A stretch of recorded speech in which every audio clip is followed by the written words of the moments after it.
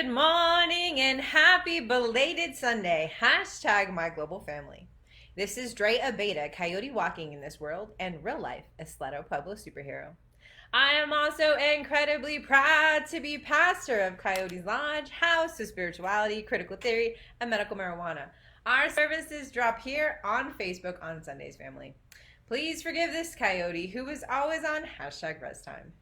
But thank you for joining us today. It's a very special reading, family, as I, as a two-spirited Indigenous warrior, literally born in 1981 and walking the path of my ancestors in a modern era, I constantly question my own positionality as colonizer and potential contemporary colonized. So, dear family, let us rejoice in the ability to work on our spiritual selves today. And don't forget, family, Coyote's Lodge, House of Spirituality, Critical Theory, and Medical Marijuana is open to everyone. Our services are not based on spirituality or a religion, family, but rather we focus on critical theory, critical reflection, and becoming more.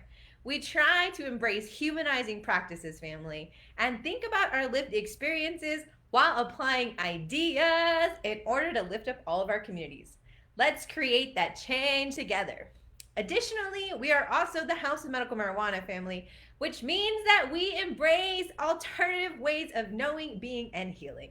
And medical marijuana comes from our Mother Earth, family, and it is this coyote's medication and has saved my life. So don't forget, family, the war on drugs was a colonial move, and again, it was about social control. So together, family, we're going to use history, critical theory, our minds, our own experiences, and learn to walk the path our ancestors started. Dear family, I am going to go ahead and open this with a prayer.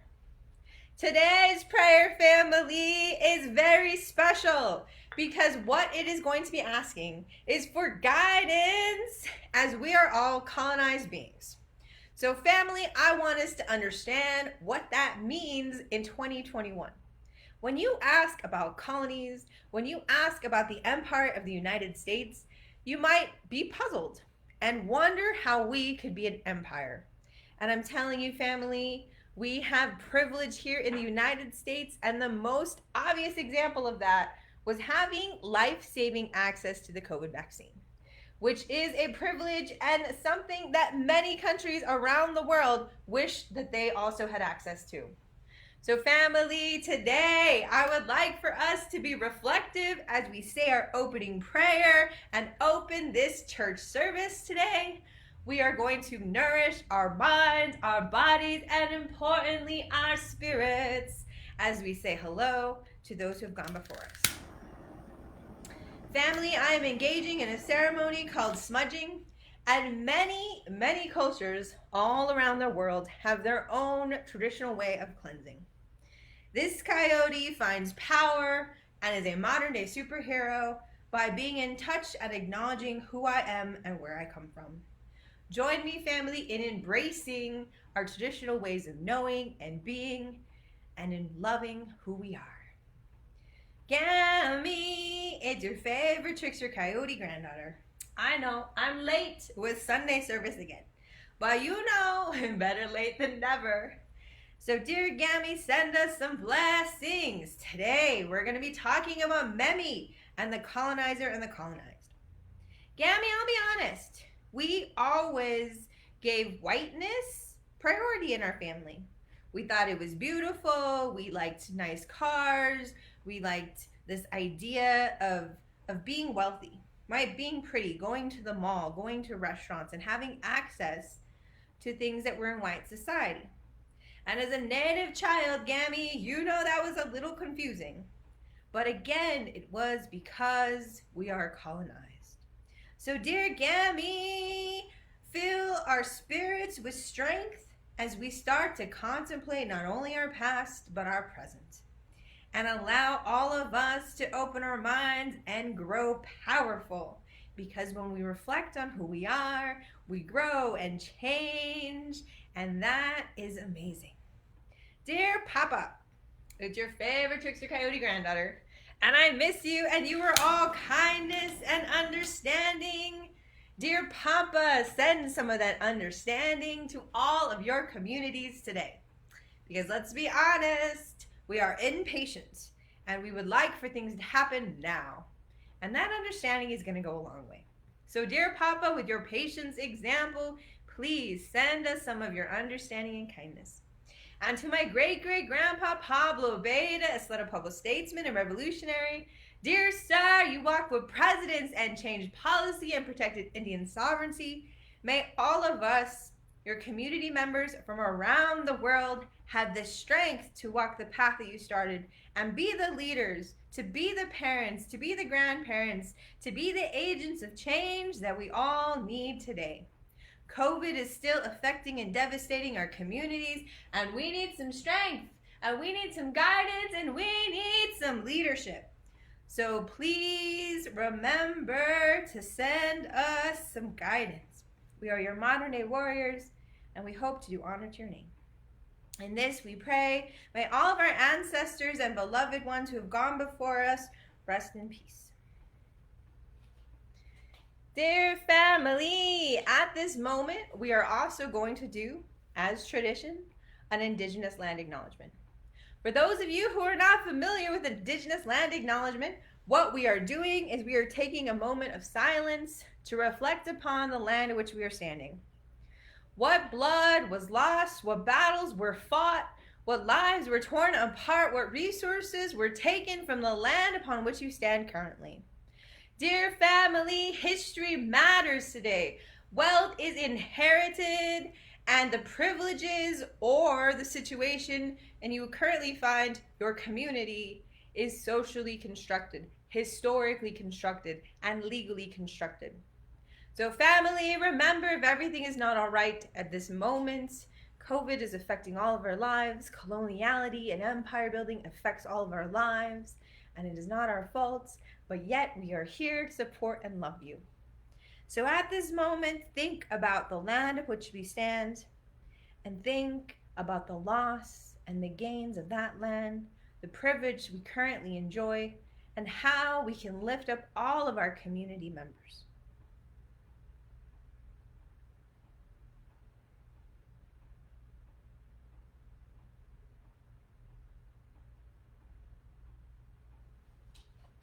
Do not forget, family, that this is also the House of Medical Marijuana. And again, the war on drugs was socially constructed, family, to control our populations, and once again to say those communities are undeserving and need to be policed, and those communities are naturally good. So help me in being critical thinkers and creating the change we need, family. We do not need to criminalize each other, but rather embrace these alternative paths of healing, knowing that it is allowing our loved ones to be the warriors we need today.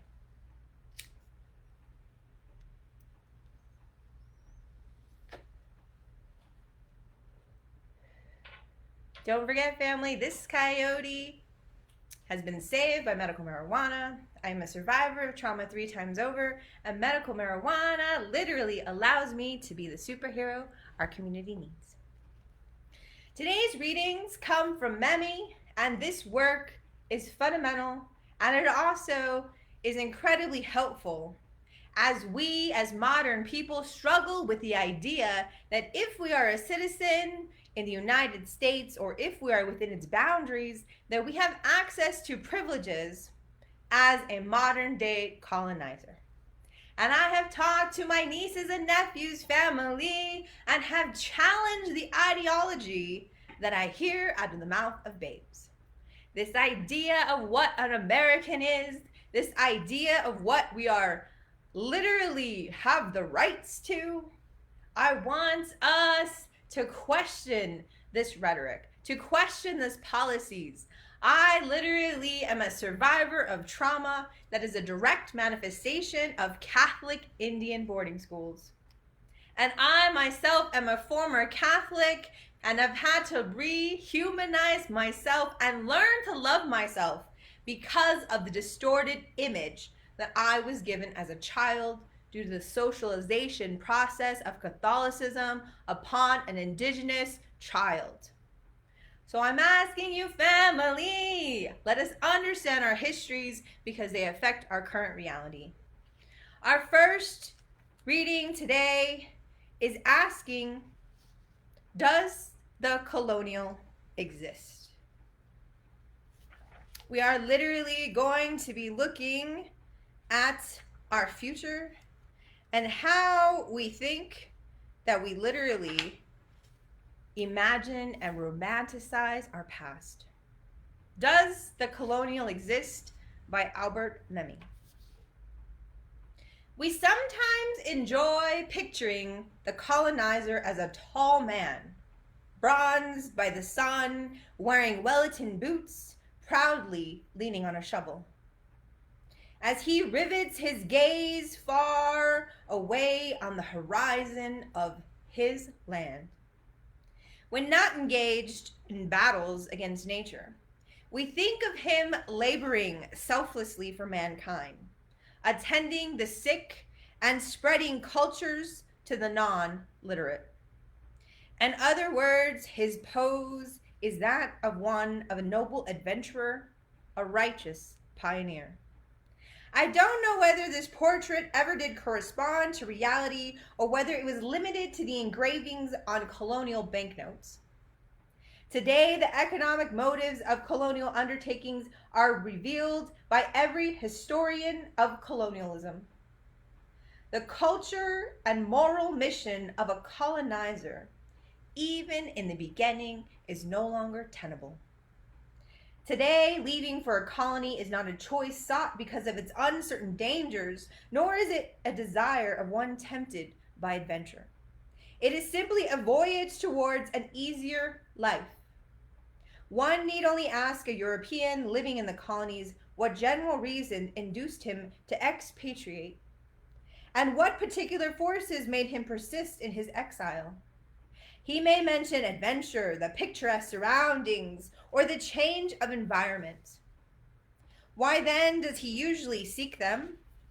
Where his own language is spoken, where he does not find a large group of his fellow countrymen, an administrator to serve him, an army to protect him. The adventure would have been less predictable, but that sort of change, while more definite and of better quality, would have been of doubtful profit. The change involved in moving to a colony, if one can call it a change, must first of all bring a substantial profit. Spontaneous, better than language scholars, our traveler will come up with the best possible definition of a colony. A place where one earns more and spends less. You go to a colony because jobs are guaranteed, wages high, and careers more rapid and businesses more profitable. The young graduate is offered a position, the public servant a higher rank, the businessman substantially lower taxes, and the industrialist raw materials at attractive prices. However, let us suppose that there is a naive person who lands just by chance, as though he were going to Toulouse or Comar. Would it take him long to discover the advantages of his new situation? The economic meaning of a colonial venture, even if it is realized after arrival, thrusts upon it no less strongly and quickly. And of course, a European in the colonies can also be fond of this new land and delight in its local color. But if he is ever repelled by its climate, ill at ease in the midst of its strangely dressed crowds, lonely for his native country, the problem would be whether or not to accept this new nuisances and this discomfort in exchange for the advantages of the colony. Soon he hides it no longer, and he is often heard dreaming aloud. A few more years and he will take leave of this profitable purgatory and will buy a house in his own country. From then on, even the fed up and sick of the exotic, at times ill, he hangs on. He will be trapped into retirement or perhaps death. How could he return to his homeland if this would mean cutting his standard of living in half? Go back to the vicious slowness of progress at home. Now, family, I would like for you to reflect upon this first reading, and I want you to think about the advantages to the colonizer in this situation. Although Memmi's work is timed and it is from a different era, it is literally talking of the same historical situation that has divested our current communities of color. Why are African, Asian, and the continent of Australia's native peoples disenfranchised from wealth? Why is wealth controlled and literally concentrated in European empire building, in US colonial building? Why does the British Museum, why does the Smithsonian contain the wonders of the world, jewels, and bodies of our ancestors in testament to their colonial prowess? Now I'm asking you, when these facts, when these events, when the literal subjugation of whole entire continents under the direction of European colonial plans literally enslave and rape the land of every natural resources given at a discounted price to the colonizer, when they displace the indigenous inhabitants of those lands, when they claim the wealth of that land for themselves, I'm asking you, how does that not affect us in our current days? What family's wealth has been built off the pain and suffering and literal bodies of other communities? Why are white communities still protected by inherited wealth in billions of dollars because of US government investments in white homes during World War II in the form of FHA loans, which of only 2% of them went to families of color? That $120 billion that was invested, $1 million, family, $120 million that was invested by a U.S. government into white households literally subsidizes them today in 2021. So I'm asking you, family, I am not trying to say that I am guilting our white brothers and sisters. What I'm asking you to do is to take a step back and to stop the dehumanizing language that marks communities of color as immoral, as in need of policing, as if for some reason the color of our skin makes us more prone to criminality and erases the past where we have been divested of our land and natural resources, where we've been treated as subhumans even until today. So I'm asking you, family, to think critically going forward, to give thanksgiving for all of the privileges that even myself have inherited, which is why I continually stress that privilege can be weaponized, family, that our education, that our own wealth can be rallied and can be used in order to uplift all of our communities. So I'm asking you to join me in that movement, family, to join me in reclaiming our identities as marginalized groups and reclaiming my identity as an indigenous warrior despite lightness privilege, right? This is white passing, family, and it literally is a ramification of coloniality, right? The reason I have light skin has nothing to do with the 7/8 that I have down on my papers, right? I'm 5/8 Isleta family and 2/8 of a different Native American tribe. But the US government does not allow us to claim that extra heritage because they were trying to breed us out.